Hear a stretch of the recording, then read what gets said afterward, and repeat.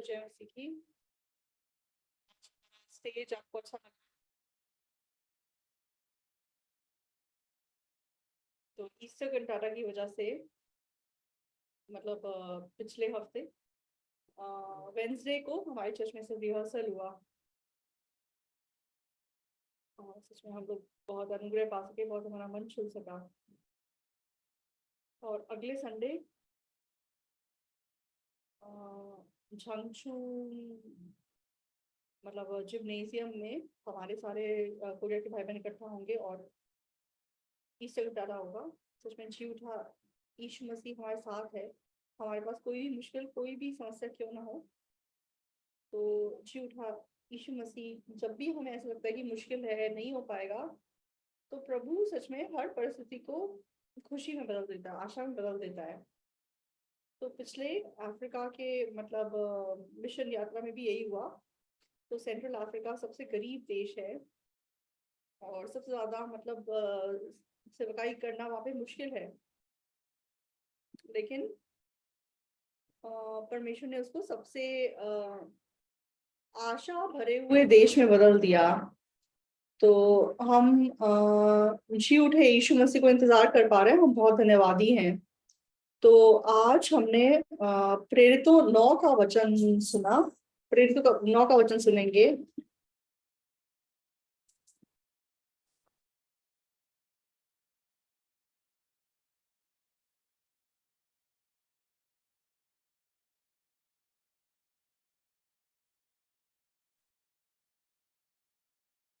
तो 9:26 से हम पढ़ना शुरू करेंगे।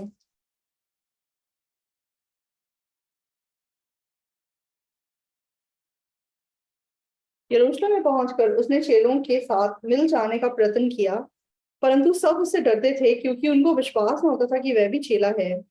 परंतु बरनबास ने उसे अपने साथ प्रेरितों के पास ले जाकर उनको बताया कि इसने किस रीति से मार्ग में प्रभु को देखा और इसने इससे बातें की। फिर दमिश्क में इसने कैसे हियाव से यीशु के नाम से प्रचार किया।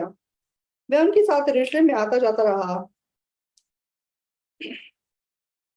और निधड़क होकर प्रभु के नाम से प्रचार करता था और यूनानी भाषा बोलने वाले यहूदियों के साथ बातचीत और वाद विवाद करता था, परंतु वे उसे मार डालने का यत्न करने लगे। ये जानकर भाई उसे कैसरिया ले आए और तरसुस को भेज दिया। इस प्रकार मतलब 30 तक पढ़ा।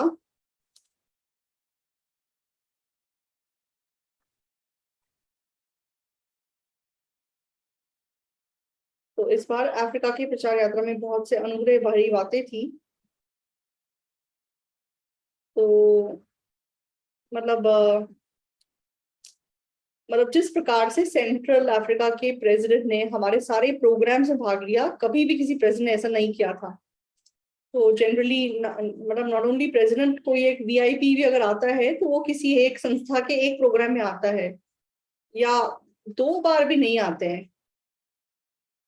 तो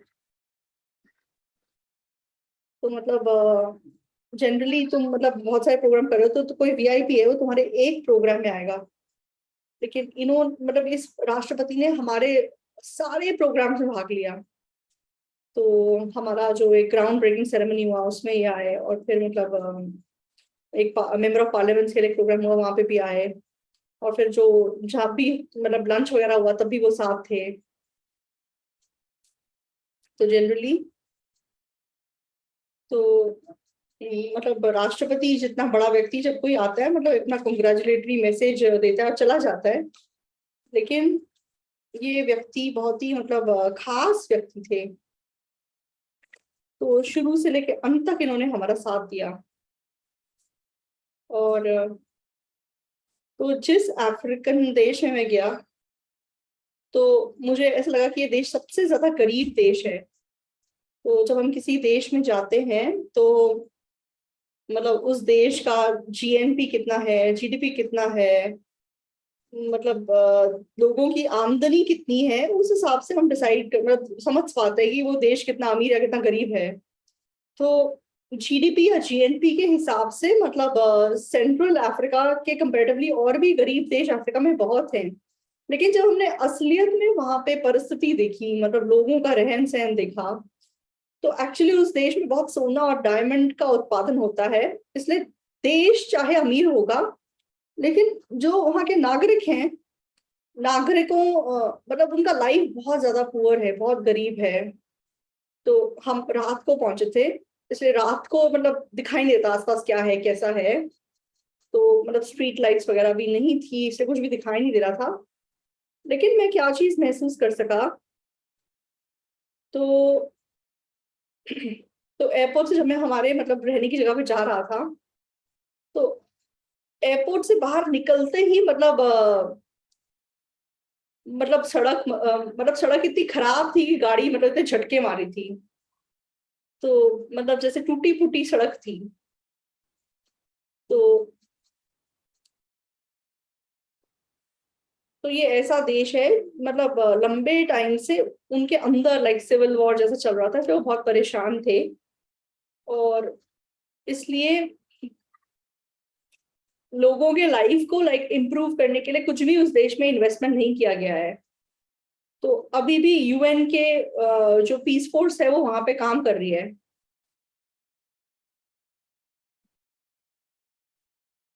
तो क्योंकि वहां पे सिविल वॉर वगैरह होता रहता है, तो वहां पे मतलब मतलब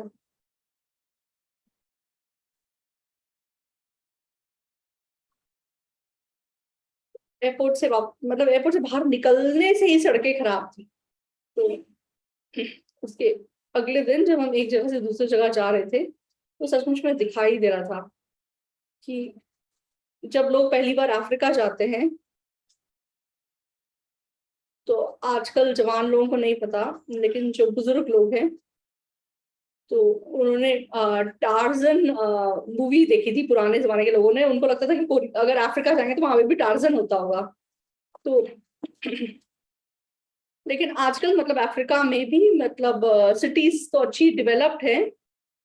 तो एटलीस्ट कैपिटल सिटी तो अच्छी बनाई हुई है हर देश में। लेकिन सेंट्रल अफ्रीका बिल्कुल ऐसा देश नहीं था। तो कैपिटल सिटी भी मतलब इतनी गरीब दिखाई दे रही थी, कुछ नहीं था वहां पे। मतलब वहां पे ऐसा कुछ नहीं था कि आप उसे बोलो कि ये सेंटर ऑफ द सिटी है। मतलब एक प्रॉपर बिल्डिंग भी दिखाई नहीं दे रही थी। एक आधी मतलब इधर उधर बिल्डिंग होगी, बाकी सारे मतलब झोपड़ियां हैं, मतलब ऐसे झोपड़ियों जैसे घर हैं। तो एक्चुअली में क्या हुआ था कि पहले मतलब मिशनरीज उस कंट्री में गए थे और उन्होंने देखा था कि वहां पे रहन सहन बहुत मुश्किल है। तो परमेश्वर ने क्योंकि काम किया, इसलिए परमेश्वर ने उसको सबसे आशीषित देश बना दिया। तो हमारे मिशन में जब से हमने मतलब सरकार के साथ काम किया है, तो जिस प्रकार सेंट्रल अफ्रीका के साथ काम हुआ, ऐसा शायद काम कभी भी नहीं हुआ था। तो तो राष्ट्रपति ने मतलब क्या कहते हैं वचन सुना, और क्या कहते हैं मतलब क्या कहते हैं पास्टर के साथ सॉरी पास्टर और राष्ट्रपति की मीटिंग हुई, और फिर मतलब लंच था, और मतलब लंच में वो भी राष्ट्रपति भी आए। और मतलब खाना खाने से पहले पास्टर ने अचानक से बोला, मतलब ऐसा कुछ प्लान में नहीं था, लेकिन पास्टर ने बोला कि हम पहले प्रार्थना करेंगे फिर खाना खाएंगे। तो इसलिए पास्टर ने पहले वहां पे प्रार्थना किया और फिर हमने वहां पे खाना खाया। तो उतना मतलब हमें सरकार के साथ काम करने में इतना फ्रीडम था, मतलब हम कुछ भी अपने मन मर्जी से कर सकते थे। तो हमने बहुत फ्रीली खाना खाया, और फिर जब खाना खत्म होने का टाइम हुआ, तो पास ने हमारे मतलब जो हमारी टीम थी एक एक को बुलाया और राष्ट्रपति से मतलब ग्रीट करवाया। तो जितने लोग थे, मतलब जो मिशनरी लोग हमारे आए हुए थे, हम लोग जो थे, सब लोग व्यक्तिगत रूप से राष्ट्रपति को जाके ग्रीट कर सके, और इतना अच्छा एटमॉस्फेयर था। तो हमारे जीवन में चाहे कोई भी मुश्किल, कोई भी परेशानी क्यों ना आए, तो मतलब ऐसा नहीं है कि कोई परिस्थिति बदल जाती है। लेकिन परमेश्वर उस परिस्थिति को आशीष में बदल बदल देता है, इससे सब कुछ बाद में चल के आशीष बन जाता है। तो मतलब ये देश इतना गरीब है कि आप अपना ब्रश करने के लिए भी टैप के पानी से ब्रश नहीं कर सकते।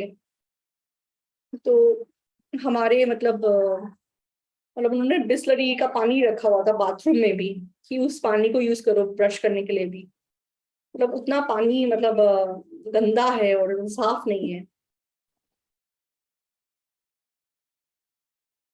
तो वो देश तो नहीं बदला, लेकिन परमेश्वर ने जब आशीष दिया तो वो देश सबसे आशीषित देश बन गया। तो हमने सिर्फ मुंह से उस देश के बारे में सुना था, हम पहली बार गए और पासपाक भी पहली बार गए। तो एक्चुअली पहले जब हम वहां पे मिशनरी को भेजना चाहते थे, तो मतलब सब लोग बोल रहे थे कि सबसे गरीब देश है तो वहां किसको भेजा जाए। तो एक मिशनरी ने वॉलंटियर किया कि मैं जाऊंगा। तो पासपा बोल रहे थे कि ये मतलब वहां जा रहा है, ये अपने आप में कितनी धन्यवादी बात है, ऐसा पास ने बोला था। लेकिन वो पास लंबा टाइम वहां रह नहीं सके और वो वापस आ गए क्योंकि वो एडजस्ट नहीं कर पाए। लेकिन इस बार जो मिशनरी हमने भेजे हैं, तो वो मतलब वो बस गए और वहां पे रहने लगे और परमेश्वर ने रास्ते खोले और इतने बहुमूल्य सुसमाचार के फल उत्पन्न हो सके। तो जब आप फल के पेड़ों को देखते हैं,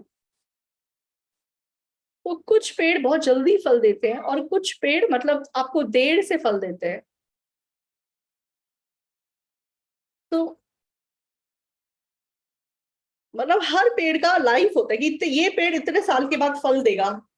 तो ज्यादातर जो पेड़ है 3-4 साल के बाद वो फल देते हैं, और कुछ पेड़ उससे ज्यादा टाइम लगाते हैं फल फलने के लिए। तो पेड़ को आपने जब बो दिया, कितना भी चाहे आप वेट करो और फल नहीं आ रहा है। हाँ, 1 साल आपने वेट किया, फल नहीं आया, अगले साल वेट किया, फिर फल नहीं आया। लेकिन अगर आप आशा रख के पानी देंगे, खाद देंगे और वेट करेंगे, तो कभी ना कभी जरूर वो पेड़ फल लेके आएगा।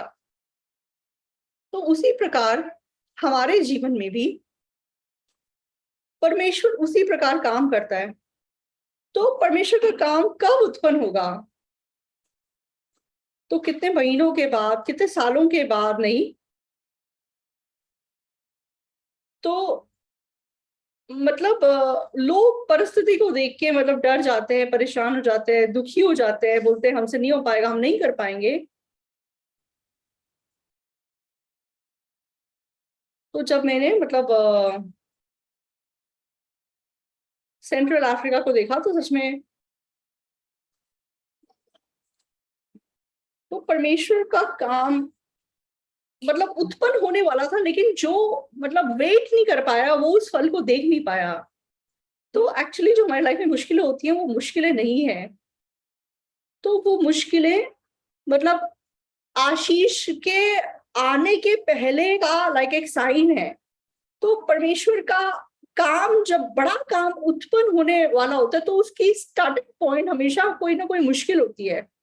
तो विश्वास से जब हम वेट करते हैं, तो जरूर परमेश्वर का बड़ा काम उत्पन्न होता है, परमेश्वर के कार्य को हम लोग देख पाते हैं। तो जो लोग परिस्थिति को देख के जीते हैं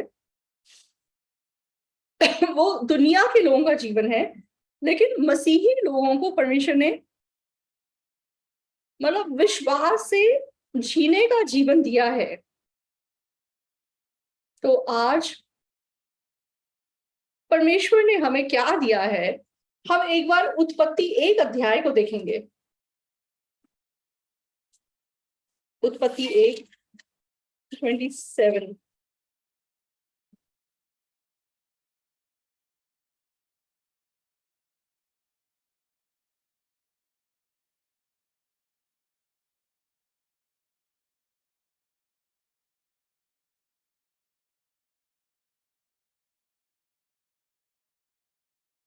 परमेश्वर ने मनुष्य को अपने स्वरूप के अनुसार उत्पन्न किया, अपने ही स्वरूप के अनुसार परमेश्वर ने उसको उत्पन्न किया, नर और नारी करके उसने मनुष्यों की सृष्टि की।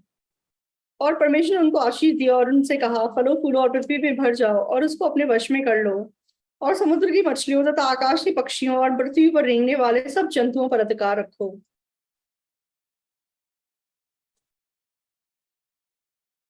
तो परमेश्वर ने मनुष्य को अपने स्वरूप में बनाया, उसको मतलब नर और मादा बनाया, और परमेश्वर ने उनको आशीष दिया। तो परमेश्वर ने किस प्रकार का आशीष दिया? तो पृथ्वी पर मतलब तुम फलो फूलो और पृथ्वी में भर जाओ।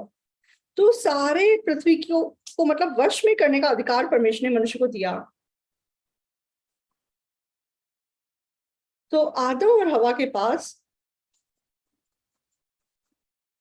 तो परमेश्वर ने मतलब जमीन और आकाश, जो भी मतलब जीवित था, परमेश्वर ने उस पे अधिकार करने का मतलब सामर्थ्य मनुष्य को दिया। लेकिन तो परमेश्वर ने सारा अधिकार मतलब सारी ताकत दे दी, तो बहुत बड़ी ताकत, बहुत बड़ी बुद्धि उनको दी। तो अगर मतलब जब तक वो काम करेगा नहीं तब तक उस ताकत को वो मतलब पहचान नहीं पाएगा। तो पास्टर पाक मतलब जब क्वायर के साथ जब इधर उधर जाते हैं, तो कभी कभी वो एकदम मतलब अचानक से कॉन्सर्ट करवा देते हैं। तो जब भी जैसे मौका होता है, तो पास्टर क्या बोलते हैं कि तुम मतलब ग्रास रॉय को बोलते हैं कि तुम मतलब क्या कहते हैं, एयरपोर्ट पे या फिर मतलब फ्लाइट के अंदर मतलब परफॉर्म करो। तो मतलब जब शोर है आसपास, मतलब शोर है, तब सबसे अच्छा जो है वो ट्रम्पेट का परफॉर्मेंस होता है। तो इस बार भी मतलब फ्लाइट खड़ी थी, वेट कर रही थी, तो पास ने एकदम से मतलब स्टूडेंट्स को रिक्वेस्ट करवाया कि हमारा हमारा जो एक यहाँ पे आर्टिस्ट है वो परफॉर्म करना चाहता है। तो एक्चुअली अफ्रीकन एयरप्लेन था, इसलिए वो लोग तो मतलब गाने वाने को बहुत पसंद करते हैं, डांस करना पसंद करते हैं। तो मतलब उनके कोई भी नापसंद नहीं करेगा ऐसी बात को। तो मतलब तो एक भाई ने जाके पूछा कि हम ट्रम्पेट का परफॉर्मेंस यहाँ पे दे सकते हैं। स्टूवर्डेस को पूछा तो उसने बोला कि हाँ कर सकते हो। तो मतलब उसने परफॉर्म किया और सब लोग सुन के इतना खुश हो गए और तालियां बजाने लगे, और उसने 2 गीत परफॉर्म किए। तो जैसे हम फ्लाइट में बैठे होते हैं, तो इस व्यक्ति के पास क्या टैलेंट है, क्या इसके पास है, हम जानते नहीं है। तो जब कोई परफॉर्म करता है तो उसका टैलेंट जो है वो प्रकट होता है। तो जब कोई गाता है, जैसे क्वायर का मेंबर गाता है, तब उसका जो टैलेंट है वो प्रकट होता है। तो परमेश्वर ने हम मनुष्य को सब ताकत दे दी है, सब सामर्थ्य दे दिया है, लेकिन वो सामर्थ्य कब प्रकट होता है? जब हम काम करते हैं तब वो ताकत और सामर्थ्य प्रकट होता है। तो परमेश्वर ने उत्पत्ति 2 में आदम और हवा को तो मतलब आदम और हवा को परमेश्वर ने क्या करने के लिए बोला? तो मतलब उनको एक्चुअली पता नहीं था कि परमेश्वर उनको कितनी बड़ी ताकत ऑलरेडी दी हुई है। तो कब वो उनको जो ताकत दी गई है वो कब प्रकट हो सकी? जब परमेश्वर का काम उन्होंने करना शुरू किया, तब उन्होंने रियलाइज किया कि परमेश्वर ने मुझे ऐसी ताकत दी हुई है, मुझे दे रखी है। तो वो उत्पत्ति 2 है। उत्पत्ति 2 का 19 हम देखते हैं।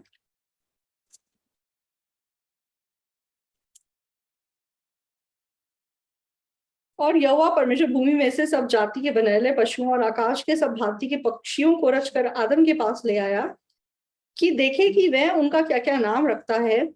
और जिस जिस जीवित प्राणी का जो जो नाम आदम ने रखा वही उसका नाम हो गया। तो परमेश्वर ने आदम को क्या बोला कि तुम मतलब ये जितने भी जीवित प्राणी हैं, उनको मतलब तुम नाम रखो। तो इसलिए परमेश्वर उन सारे जानवरों को आदम के पास ले आया। तो इतने सारे मतलब जानवर हैं, आप सोचो कि आदम ने सबको नाम दिया। तो परमेश्वर ने जैसे पहली बार आदम को कुछ काम दिया यहाँ पे, तो परमेश्वर ने जब आदम को ये काम दिया, तो आदम मतलब अगर वो सोचे कि अरे मैं कैसे इनको नाम दूं, इतने सारे जानवरों का नाम मुझे कैसे पता होगा, मैं नहीं कर सकता, मुझसे नहीं हो पाएगा, आदम ने कभी ऐसी बात नहीं बोली। जैसे ही परमेश्वर ने उसको काम बताया, उसने मतलब वो काम करना शुरू कर दिया। तो जैसे बच्चा बड़ा होता है तो उसकी अंडरस्टैंडिंग बढ़ती है। तो बच्चे जब छोटे होते हैं तो वो माँ बोलते हैं, और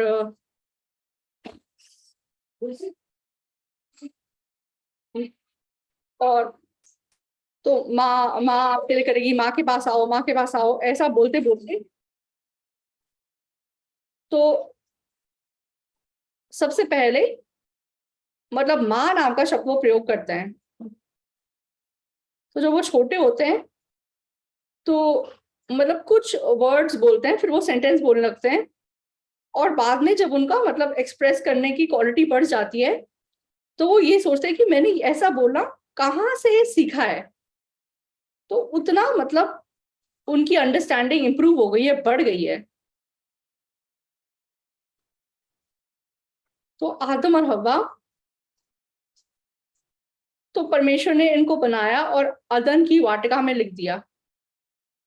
तो मतलब इनकी अंडरस्टैंडिंग बढ़ने के कोई कंडीशंस इनके पास एक्चुअली में नहीं है। ये सेम जगह पे रहते हैं, सेम चीजों को रोज देखते हैं, लेकिन कहाँ से इनके पास ऐसी समझ आ गई कि ये मतलब सारे जानवरों को, सारे प्राणियों को नाम देख सके। तो कहने का मतलब ये है कि वो कैपेबिलिटी, वो ताकत उनके अंदर पहले से थी। तो परमेश्वर ने जब तक उनको काम नहीं दिया, तब तक उनको मतलब इस बात का रियलाइजेशन नहीं हुआ कि उनके अंदर कितनी बड़ी ताकत छिपी हुई है। तो परमेश्वर जो काम हमको देता है, तो जब परमेश्वर का काम अब्राहम ने पहली बार आदम ने किया, तो उसको पता चला कि परमेश्वर की कितनी बड़ी काबिलियत, कितनी बड़ी ताकत उसके अंदर छिपी हुई थी। लेकिन प्रॉब्लम क्या है, उत्पत्ति 3 में आदम और हवा ने जब पाप किया, तो तब से मनुष्य ने क्योंकि भले और बुरे के ज्ञान के फल को तोड़ को खा लिया, तब से मनुष्य के पास अपना खुद का भले और बुरे का स्तर बन गया। तो जब परमेश्वर के भले और बुरे का स्तर मनुष्य के मन में बन गया, तो 2 में मतलब जब परमेश्वर सारे प्राणियों को आदम के पास लेके आया था, तो आदम ने कभी ये नहीं बोला मुझे नहीं पता, मुझे नहीं आता, मैंने तो कभी ये किया नहीं है। उसने परमेश्वर के बात को एज इट इज एक्सेप्ट किया और उसने वो काम किया, और ऑटोमेटिकली परमेश्वर की ताकत जो उसके अंदर ऑलरेडी थी वो प्रकट हुई, और आदम का आत्मिक मतलब उन्नति इस काम के द्वारा हो सकी। लेकिन मनुष्य के पाप करने के बाद, तो जब इंसान की सोच और उसके न्याय से कुछ मैच नहीं करता, तब चाहे परमेश्वर उसको कुछ करने के लिए बोलता है, तब भी मनुष्य बोलता है कि नहीं मैं नहीं कर सकता, मुझसे नहीं होगा। तो ये चीज को हम कहाँ देख सकते हैं, तो हम मतलब निर्गमन 4 अध्याय में इस चीज को देख सकते हैं। तो मूसा के लाइफ के द्वारा हम इस चीज को देख सकते हैं।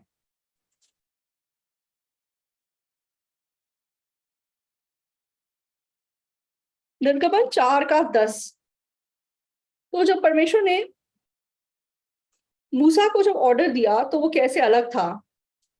तो उत्पत्ति 2 में जब परमेश्वर ने आदम को कुछ करने के लिए बोला, तो आदम ने मतलब बिल्कुल उस बात के सामने कोई नेगेटिव बात नहीं बोली, उसने एज इट इज उस बात को एक्सेप्ट किया, और एज इट इज उसने मतलब वो काम किया, और उसने सारे जानवरों का नाम रखा, और परमेश्वर की ताकत और परमेश्वर का सामर्थ्य उसके द्वारा प्रकट हुआ।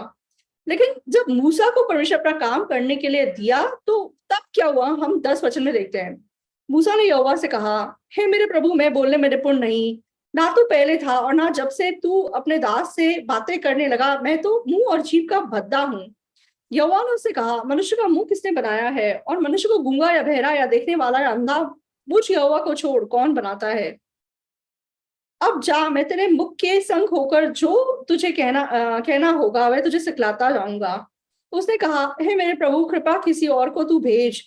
तब यहोवा का कोप मूसा पर भड़का और उसने कहा, क्या तेरी भलाई लेव या हारून नहीं है? मुझे निश्चय है कि वह बोलने में निपुण है और वह तुझसे भेंट के लिए निकला आता है और तुझे देखकर मन में आनंदित होगा।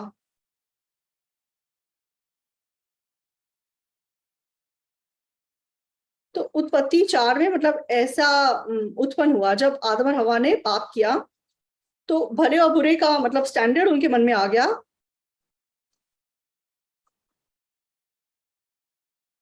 तो परमेश्वर ने जब उसको बोला कि तुम इस्राएलियों की अगुवाई करो, तो मूसा को वो चीज बहुत बोझदायक लगी। इसलिए बोलने लगा कि मैं बोलने में निपुण नहीं हूं, मैं पहले भी निपुण नहीं था, मैं नहीं बोल सकता, इसलिए मैं नहीं जा सकता। तो मतलब यहोवा ने उसे कहा, लेकिन फिर भी उसने मना कर दिया। तो परमेश्वर ने मूसा से कहा कि तू फिरौन के पास जा और मेरे लोगों की अगुवाई कर। तो परमेश्वर ने जब उसको ये बोला, तो इस काम को करने की ताकत भी परमेश्वर ने उसको ऑलरेडी दे दी है। तो परमेश्वर ने ये ताकत देने के बाद उसको ये काम करने के लिए बोला, लेकिन मूसा बोल रहा है कि वो नहीं कर सकता। तो तो मतलब मेरे अनुसार मैं मतलब बोलने में अच्छा नहीं हूं, मैं नहीं कर सकता, मुझसे नहीं होगा। तो मैं तो ऐसा हूं, इसलिए मैं नहीं कर सकता। यहोवा ने उससे कहा, मनुष्य का मुंह किसने बनाया है, और मनुष्य को गूंगा या बहरा या देखने वाला या अंधा मुझ यहोवा को छोड़ कौन बनाता है। तो इस हद तक बोलने के बावजूद वो बोलता है कि मतलब जो आपको ठीक लगता है उसको भेज दो, मैं नहीं जा सकता। 12, अब जा, मैं तेरे मुख के संग होकर जो तुझे कहना होगा वह तुझे सिखलाता जाऊंगा। तो इतना बोल देने के बाद तो मूसा को विश्वास से जाना चाहिए था, लेकिन अंत तक उसने बोला कि मैं नहीं जाऊंगा। तो ये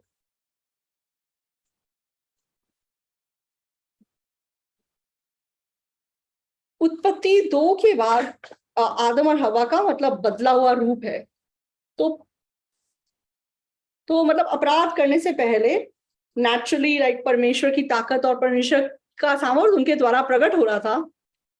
तो परमेश्वर ने जब उसको काम किया, तो इतना बड़ा काम था, बोझ से भरा हुआ काम था, लेकिन फिर भी मतलब आदम ने मना नहीं किया। लेकिन यहाँ मूसा मतलब आदम आदम ने नेचुरली उस काम को पूरा किया, परमेश्वर की ताकत उसके द्वारा नेचुरली प्रकट हुई।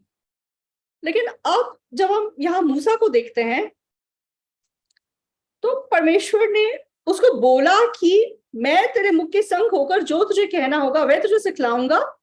लेकिन फिर भी मूसा बोलता है कि किसी और को भेज दो, मुझे मत भेजो।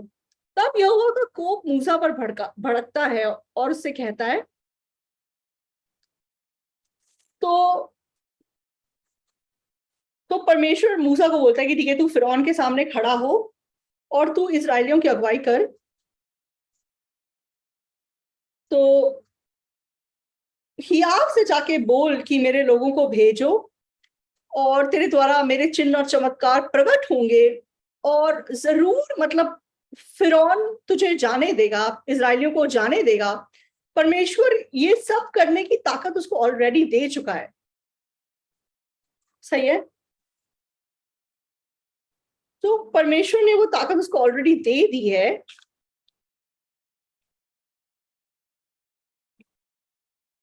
लेकिन मूसा एंड तक इंसिस्ट करता है, बोलता है कि किसी और को भेज दो, और वो नहीं चाहता है। तब परमेश्वर का कोप उसके ऊपर भड़क उठता है।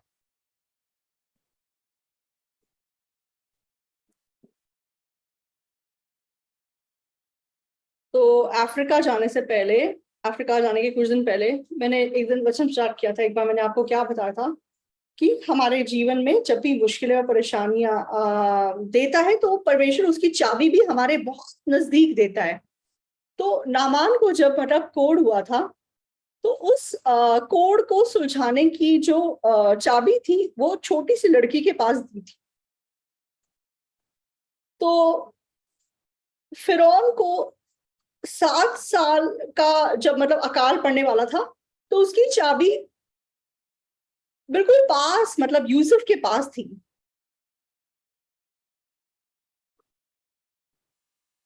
लेकिन नामान भी मतलब उद्धार पाया व्यक्ति नहीं था और फिरौन भी उद्धार पाया व्यक्ति नहीं था। तो हम जो उद्धार पाए हुए मसीही लोग हैं,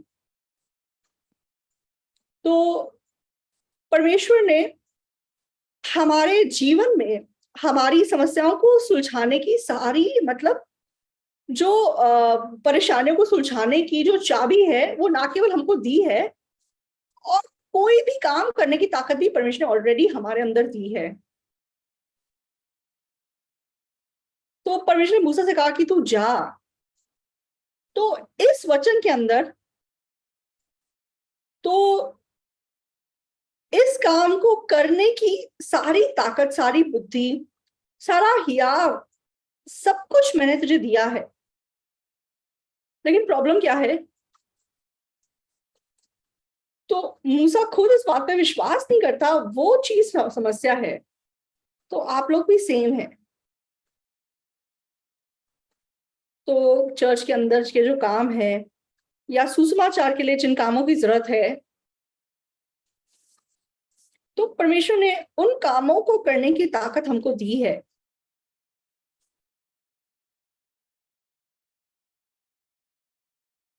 तो हाँ, मुश्किल है, मैं नहीं कर सकता, मेरे पास काम बहुत है इसलिए मैं नहीं कर सकता, बोझ है इसलिए मैं नहीं कर सकता, वो बिल्कुल मूसा जैसी आवाज है। तो परमेश्वर ने वो सब करने की ताकत आपको दी है।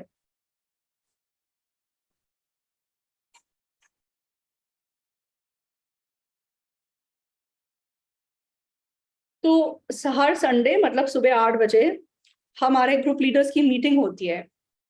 और तो ग्रुप लीडर मीटिंग करते करते मतलब बहुत सारी टीम्स, बहुत सारे डिपार्टमेंट्स होते हैं। तो कुछ टीम्स ऐसी होती हैं मतलब जो भाग नहीं लेती हैं। तो ना केवल मतलब ग्रुप लीडर मीटिंग में, तो हमारे मतलब अलग अलग टीम्स में जो हमारे टीम लीडर्स हैं, वो भी इकट्ठा होते हैं और मतलब हम मीटिंग करते हैं। तो वो टाइम हमारे लिए बहुत ही आशा से भरा हुआ टाइम होता है। तो जब मैं वो मीटिंग करता हूँ, तो कभी कभी 1 घंटा मीटिंग में मैं अकेले ही सब हलचल करता रहता हूँ। तो क्योंकि मैं इतना कुछ बोलना चाहता हूँ, तो कभी कभी मतलब मैं अपने आप को कंट्रोल करता हूँ और मतलब बाकी सारी टीम्स की बातें सुनता हूँ। क्यों? क्योंकि उनके पास इतनी बहुमूल्य गवाहियां होती हैं। तो मुझे बहुत बार ऐसा लगता है कि मैं जो बोल रहा हूँ वो मुझे कम करना चाहिए और इनकी बातें ज्यादा सुननी चाहिए। और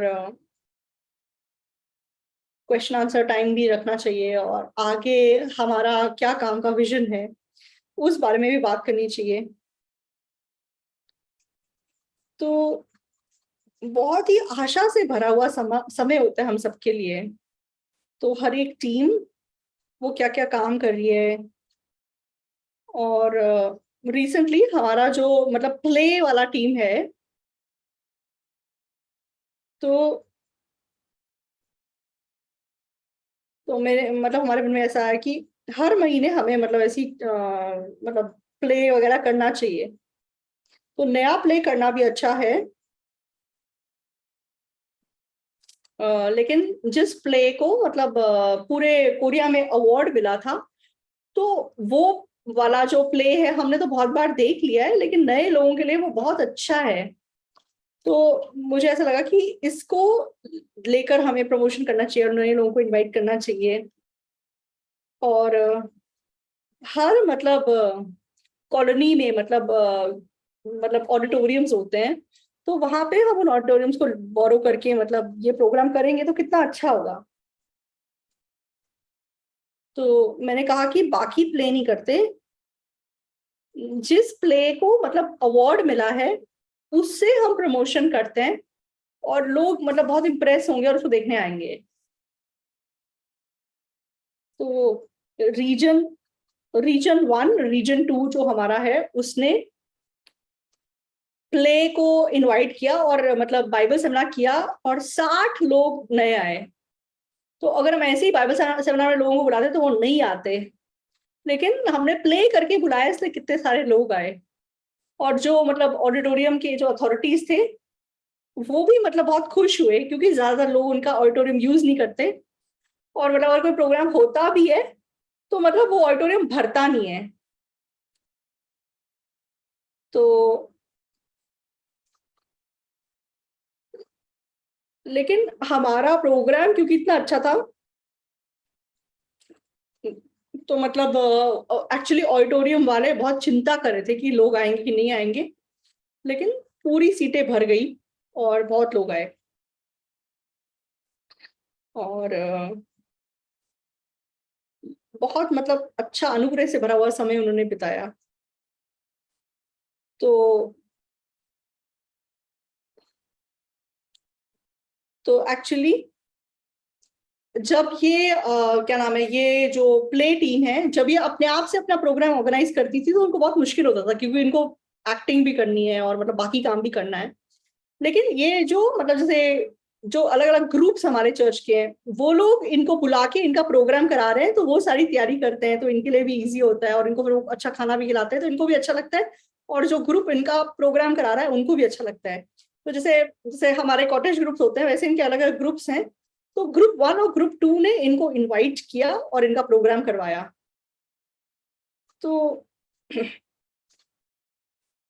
तो मुझे ऐसा लगा कि हम ग्रैंड बाइबल सेमिनार करने से पहले अगर ऐसे बहुत सारे प्रोग्राम करेंगे तो बहुत लोगों को ग्रैंड बाइबल सेमिनार के लिए इनवाइट कर सकेंगे। तो हम एक बार बुजुर्ग लोगों के लिए अलग से प्रोग्राम करवा सकते हैं, और यूथ के लिए कभी अलग से प्रोग्राम करवा सकते हैं। मतलब हम ये मतलब जैसे प्ले करा रहे हैं और प्ले के साथ वचन प्रचार कर रहे हैं, तो हम संडे स्कूल के बच्चों के लिए भी प्रोग्राम कर सकते हैं। तो माँ बाप अपने बच्चों को साथ लेके इस प्रोग्राम में आएंगे और भाग लेंगे। तो परमेश्वर हमें नया काम करने के लिए बना रहा है, और तो ये देख के हम इतने खुश और धन्यवादी हो सके। तो इंडिया में हमने मतलब चर्च में एक नया चर्च शुरू हुआ, वो हमारे यूथ ग्रुप के द्वारा शुरू हुआ है। और ग्रैंड बाइबल सेमिनार के बाद हमारे यूथ ग्रुप ताइवान में प्रचार यात्रा के लिए जाने वाले हैं। तो ताइवान जाने से पहले वो लोग सोशल मीडिया के थ्रू ऑलरेडी वहां पे स्टूडेंट्स को कैसे इनवाइट करना है वो सारी तैयारी कर रहे हैं। तो हमने एक रशिया फैसिलिटेशन सेंटर बनाया है, उसके द्वारा कितने रशियन लोग हमसे जुड़ रहे हैं, और बहुत एक्टिवली हम लोग काम कर रहे हैं। और उसके अलावा हमने एक फॉरेनर्स फैसिलिटेशन सेंटर बनाया है, जिसके द्वारा कितने मतलब विदेशी हमारे चर्च से जुड़ रहे हैं। तो आगे को हम एक चाइनीज फैसिलिटेशन सेंटर बनाने का प्लान कर रहे हैं। तो मैंने बोला कि जल्दी बनाओ। तो लगातार नए काम दिखाई दे रहे हैं, नए काम आगे बढ़ते जा रहे हैं, इसलिए करने को बहुत कुछ है और बहुत ही आशा भरी चीजें हैं। तो परमेश्वर ने हमारे अंदर सब कुछ दिया है। तो जब हम विश्वास से अपना कदम आगे रखेंगे और आगे बढ़ेंगे, तो परमेश्वर बहुत ही आशीषित रूप से हमारी अगुवाई करेगा। तो मैंने कहा कि इस साल हम खास करके बुजुर्ग लोगों के लिए और जो मतलब विदेशी कोरिया में रह रहे हैं उनके लिए हम बहुत मन डालेंगे। तो परमेश्वर सच में इन दोनों टीम्स में बहुत हमें नए फल दे रहा है। तो बहुत सारे काम ऐसे हैं जो हमने पहले कभी नहीं किए हैं, पहली बार हम लोग कर रहे हैं। लेकिन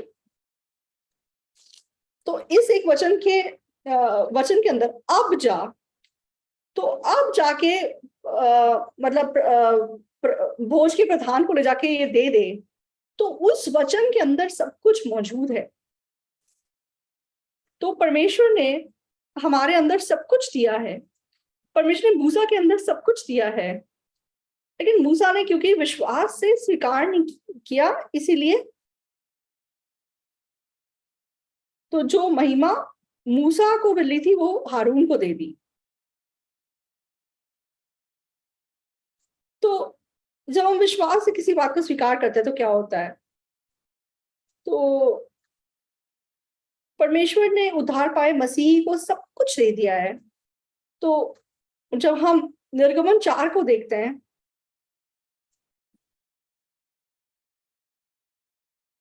तो मूसा मतलब विश्वास से अपना कदम आगे नहीं बढ़ा पा रहा है, और वो बोल रहा है कि मतलब जिसको तू भेजना चाहता है उसको भेज दे, मुझे मत भेज। तो मेरी नजरों में मैं कैसा भी हूं या मेरा रूप कैसा भी है, जब हम विश्वास करते हैं कि परमेश्वर मेरे साथ और मेरी मदद करेगा और हम कदम आगे बढ़ाते हैं, तो फिर क्या होता है उसके लिए मैं एक आपको उदाहरण देना चाहता हूँ। तो उसका उदाहरण प्रेरितों 9 अध्याय है।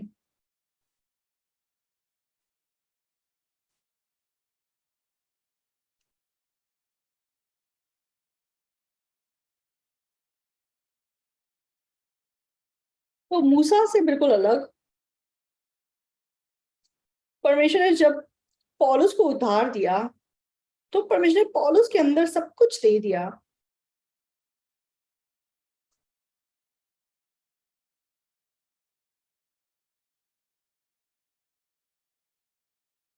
तो पौलुस ने सोचा कि तो मैं केवल मतलब यहूदियों का मतलब केवल सताने वाला था। अब तक मुझे कुछ तो मेरे को मतलब मसीह के बारे में पता नहीं है, मैंने मसीह के लिए कुछ किया नहीं है, तो मुझे अब क्या क्या पता है? तो पौलुस भी तो बोल सकता है ना कि प्रभु तू किसी और को भेज दे।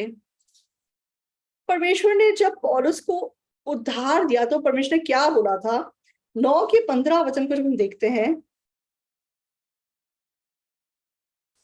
प्रेरितों 9 का 15, परंतु प्रभु ने उससे कहा तू चला जा, क्योंकि वह तो अन्य जातियों राजाओं और इजरायलियों के सामने मेरा नाम प्रकट करने के लिए मेरा चुना हुआ पात्र है, और मैं उसे बताऊंगा कि मेरे नाम के लिए उसे कैसे कैसा दुख उठाना पड़ेगा।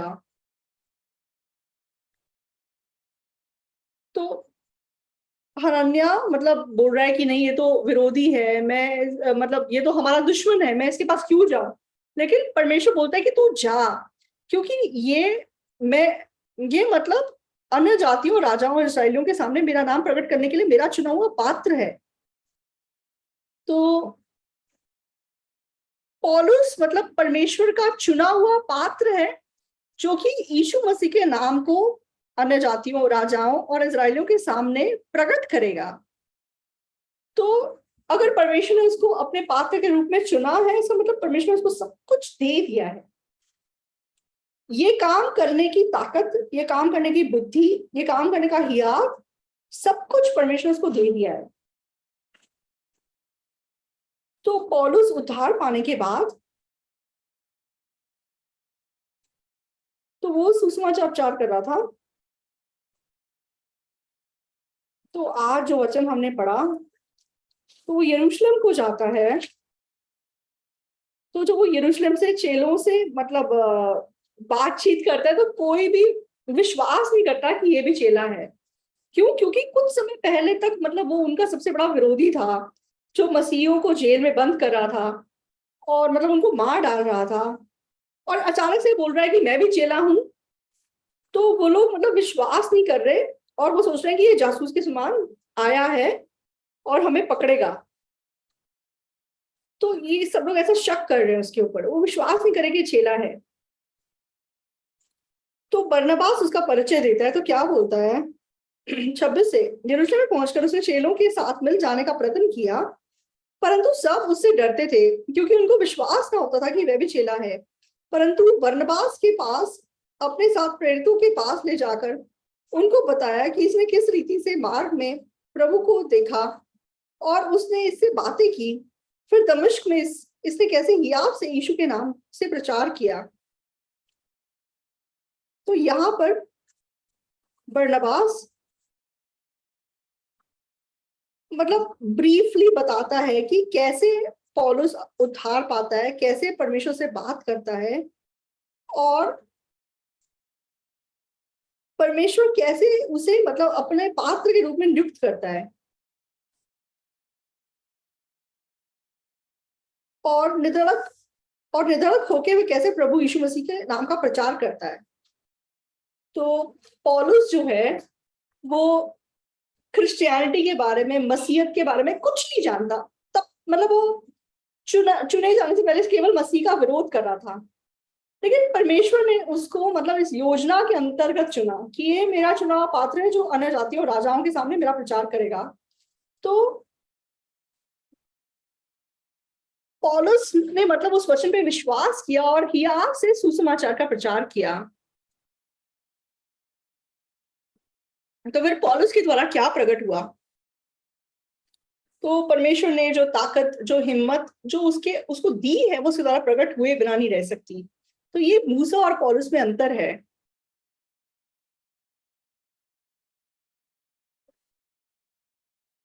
तो पौलुस किसी भी चेले से बढ़कर सुसमाचार प्रचार करता है और उसने कितनी सारी सुसमाचार की पत्रियां लिखी हैं।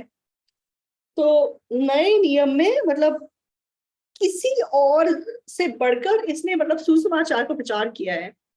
तो मूसा और पौलुस के अंतर को हम देख सकते हैं। तो परमेश्वर की बात सुनने के बाद भी मतलब मूसा मना करता है, लेकिन पौलुस को यीशु मसीह के बारे में चाहे कुछ नहीं पता, लेकिन प्रभु के वचन के सामने वो हियाव से आगे बढ़ता है और उसके नाम का प्रचार करता है। और उसके बाद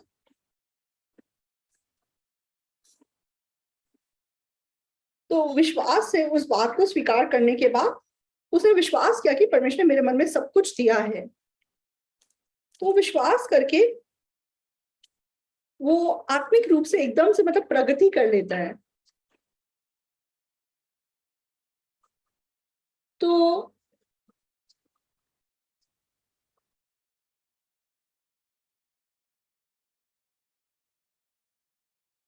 मतलब चाहे वो सबसे लेट मतलब चेला बना है, लेकिन हम जब उसकी ग्रोथ को देखते हैं तो वो पतरस से बढ़कर, बरनबास से बढ़कर मतलब बहुत तेजी से आत्मिक प्रगति प्राप्त करता है।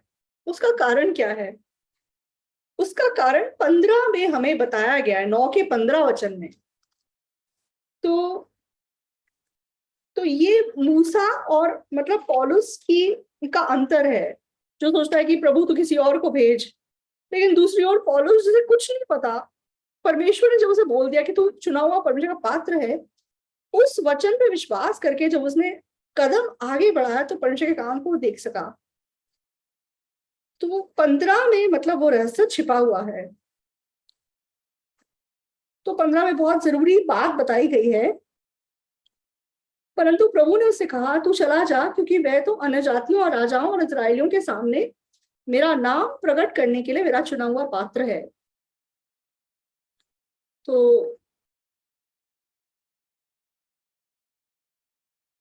तो आप लोग मतलब इस पात्र के ऊपर अपना फोकस लगाइए। जो पात्र होता है, तो पात्र की जो वैल्यू है, तो उसके अंदर आपने क्या रखा है उसके हिसाब से उसकी वैल्यू बदल जाती है। तो आप जब कोका कोला कैन को देखते हैं तो उसके अंदर क्या है आपको दिखाई नहीं देता, आपको दिखाई देता है? नहीं दिखाई देता है। तो कोका कोला की जो बॉटल है उसके अंदर मतलब लाइक बॉटल में दिखाई देता है, लेकिन जो कोका कोला कैन के अंदर है वो दिखाई नहीं देता। हम मतलब सिर्फ छिलके को देख के बोलते हैं कि ये कोका कोला है। तो अंदर ना देख के भी बाहर का कंटेनर देख के हम बता सकते हैं कि ये क्या है। क्यों? हमें पता है कि उसके अंदर कोला है।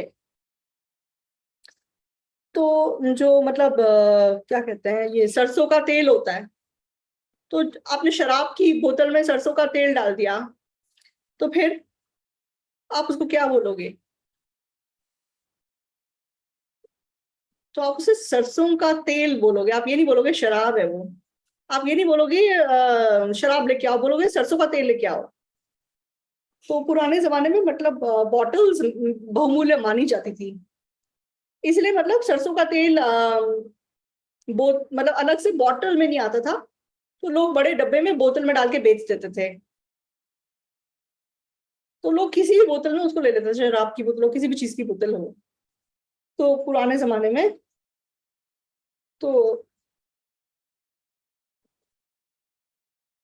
तो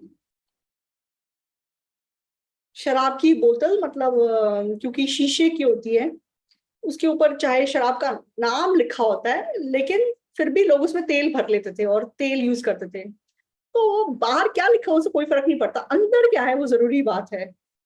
तो यहाँ पर मुझे कहते हैं कि ये मेरा चुना हुआ पात्र है। तो हम क्योंकि उसके चुने हुए पात्र हैं, इसमें हम क्या हैं वो बिल्कुल जरूरी नहीं है। तो मेरे अंदर क्या डला हुआ है वो जरूरी बात है। तो तो पौलुस के बारे में परमेश्वर ने बोला कि ये मेरा चुना हुआ पात्र है, जो मेरे नाम को मतलब अन्य जातियों में, राजाओं के सामने, इस्राएलियों के सामने प्रकट करेगा। तो वो काम करने के लिए जो बोल्डनेस, जो हिम्मत, जो बुद्धि की जरूरत है, वो सब कुछ परमेश्वर ने उसमें डाल दी है। तो मूसा भी केवल एक बर्तन था, इसलिए फिरौन के सामने जाकर इस्राएलियों की अगुवाई बाहर करने की ताकत परमेश्वर ने उसको ऑलरेडी लाइक दे दी थी।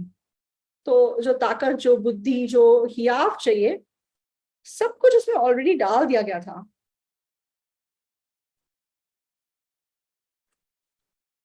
तो मूसा अपनी सोच, अपने न्याय के हिसाब से बोलेगा कि नहीं, मैं नहीं कर सकता, मुझे बोलना नहीं आता, किसी और को भेज दीजिए।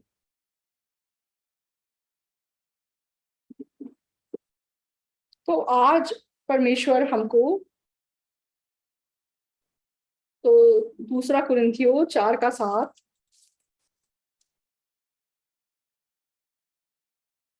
तो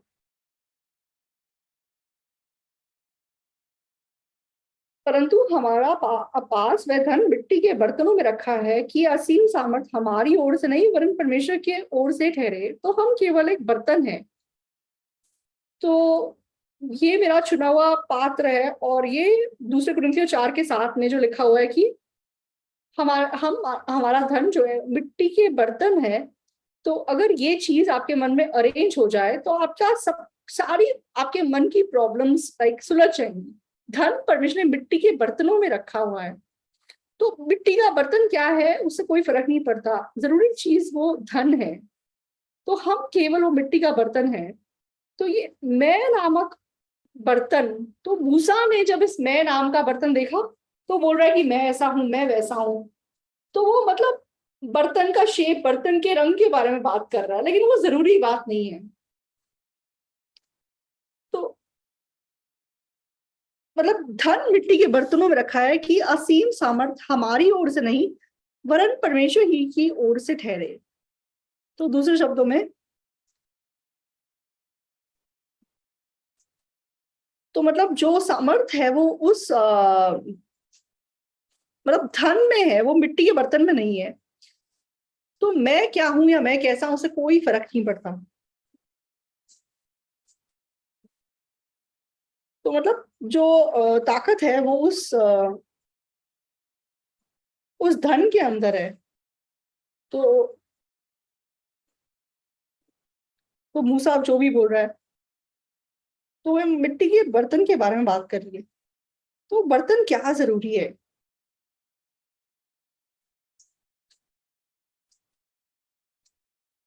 तो परमेश्वर को मतलब बेहतरीन मिट्टी का बर्तन नहीं चाहिए, वो धन जरूरी है।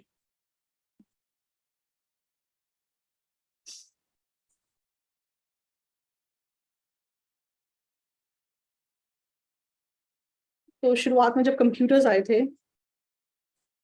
तो मैं तो मतलब बेटे ने माँ से रिक्वेस्ट किया कि मेरा कंप्यूटर खराब हो गया है, तो इसको प्लीज रिपेयर करके ला दो। तो माँ ने बोला कि ठीक है, कोई बात नहीं। वो वे बच्चे वो कंप्यूटर को उठा के मतलब रिपेयर शॉप में गई। तो रिपेयर वाले ने बोला, तो मतलब जो टेबल के ऊपर जो पड़ा है उसको मत लेके आओ, टेबल के नीचे नीचे जो पड़ा है वो लेके आओ। तो मतलब माँ क्या ले गई, मॉनिटर उठा के ले गई। क्यों? क्योंकि मतलब माँ के हिसाब से सिर्फ वो स्क्रीन कंप्यूटर है। तो कंप्यूटर क्या है? तो वो तो जो नीचे जो डब्बा सा पड़ा हुआ है वो एक्चुअली कंप्यूटर का सब कुछ है। तो कंप्यूटर का जो मतलब जो सीपीयू होता है उसको आप मतलब एक गत्ते के डब्बे के अंदर भी बना सकते हो। वो बाहर का जो कवर है वो बिल्कुल जरूरी बात नहीं है। तो लोग उसको पुराने जमाने में गत्ते के अंदर भी बना देते थे। तो बाहर का छिलका लाइक कोई मीनिंग नहीं रखता। तो जो लोग मतलब अच्छा कंप्यूटर यूज करते हैं, तो जिसके अंदर अच्छा मदरबोर्ड हो, अच्छी मेमोरी हो, तो अच्छा ग्राफिक कार्ड हो, तो जो मतलब बाहर का कवर कैसा है उससे कोई फर्क नहीं पड़ता, अंदर उस सीपीयू के अंदर क्या क्या चीजें लगी हुई हैं वो जरूरी बात है। तो हम भी मतलब मिट्टी का बर्तन है, तो हम मतलब एक गत्ते के डब्बे के समान है। तो अंदर कितनी बहुमूल्य चीजें लगी हुई हैं उसके हिसाब से उस कंप्यूटर की काबिलियत तय होती है। तो जिसको कंप्यूटर के बारे में नॉलेज है वो अंदर की चीजें देखना जानता है, और वो मतलब उस अच्छे कंप्यूटर को चूज करता है। उसको पता है कि छिलके का कोई महत्व नहीं है। तो परमेश्वर ने इस मैं नामक मिट्टी के बर्तन में, तो मैं कितना बेकार हूं, कितना कमियों से भरा हूं, या कितना मतलब मैं क्या हूं उससे कोई फर्क नहीं पड़ता। तो परमेश्वर ने जो धन हमें दिया है, तो उस मिट्टी के बर्तन में रखा हुआ जो धन है वो जरूरी चीज है। तो मूसा ने क्या बोला? तो मूसा बोलता है कि जो भेजने लायक है उसे भेज दो। तो वो बिल्कुल मतलब गलत बात बोल रहा है। तो परमेश्वर ने मूसा के अंदर सामर्थ्य दिया है, ताकत दी है, और उसको करने की ताकत उसको दी है। लेकिन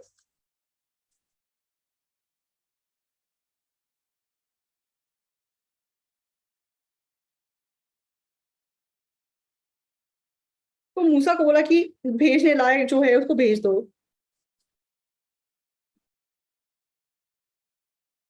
तो मतलब 40 साल, 40 साल परमेश्वर ने विल्डरनेस में मतलब मूसा को ट्रेनिंग दी, लेकिन उसके बाद भी वो ऐसी बातें बोल रहा है। लेकिन पौलुस को जब हम देखते हैं वो मतलब एकदम बदल जाता है। तो बिल्कुल उत्पत्ति 2 में आदम के समान परमेश्वर ने जब चाहे वो मतलब सुषमाचा का विरोधी था, लेकिन परमेश्वर जब उसे बोलते हैं कि तू मेरा चुना हुआ पात्र है, तो वो एकदम बदल जाता है और कितना जल्दी आत्मिक प्रगति को हासिल करता है। तो अगर आप प्रेरितों की किताब 9 को देखते हैं, तो पौलुस उद्धार पाने के बाद वो मतलब चेलों के साथ सुसमाचार कर रहा है। जब हम 15 अध्याय को देखते हैं,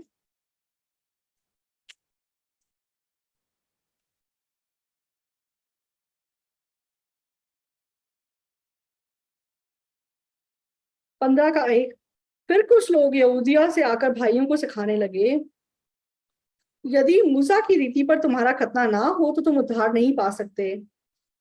जब पौलुस और बरनबास का उनसे बहुत झगड़ा और वाद विवाद हुआ, तो यह ठहराया गया कि पौलुस और बरनबास और उनमें से कुछ व्यक्ति इस बात के विषय में प्रेरितों और प्राचीनों के पास यरूशलेम को जाएं। तो पौलुस एकदम से मतलब आत्मिक भेदभाव करने का मतलब काबिलियत उसके अंदर आ जाती है, और वो मतलब गलत सुसमाचार प्रचार करने के विषय में मतलब वो उनकी गलती बता रहा है। तो मतलब इतना आत्मिक होश उसके पास है। और जब हम प्रेरितों 16 में देखते हैं,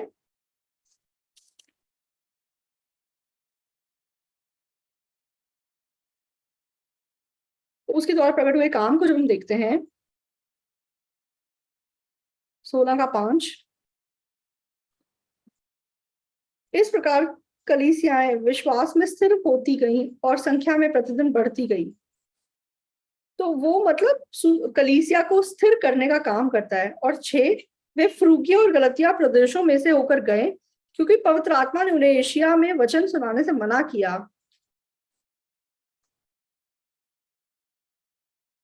और उसने मूसियों के निकट पहुंचकर बितुनिया में जाना चाहा, परंतु यीशु की आत्मा ने उन्हें जाने ना दिया। तो मतलब वो परमेश्वर की आत्मा के होश को रखता है और आत्मा की अगुवाई के अनुसार वो मकदूनिया जाता है और वहां पे फिलिपियों की कलीसिया की स्थापना करता है। मतलब इतना उत्तम आत्मिक होश पौलुस के पास होता है।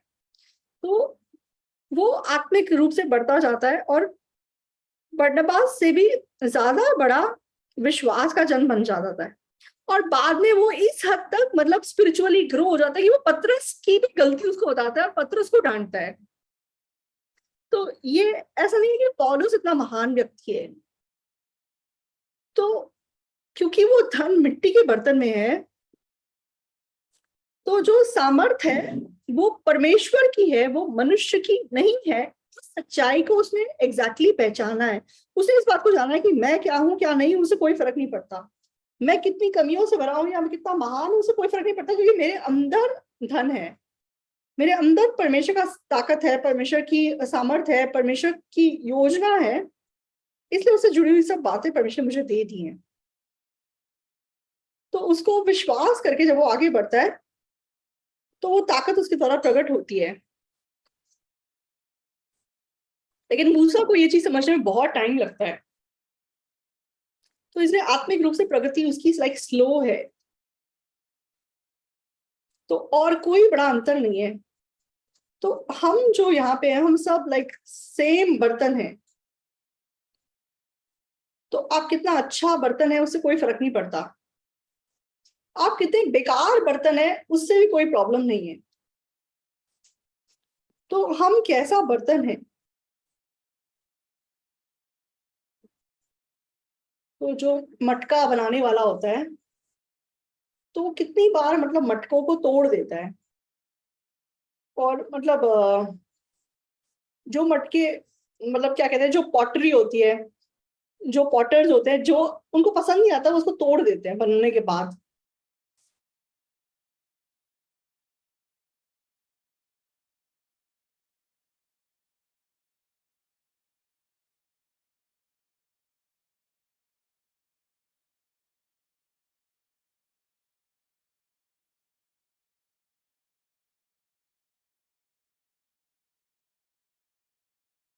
मतलब जैसे जो बेहतरीन पॉटरी के पीसेस हैं उनको मतलब कोई बनाने के बाद मतलब तोड़ देता है अगर उनका शेप अच्छा नहीं है।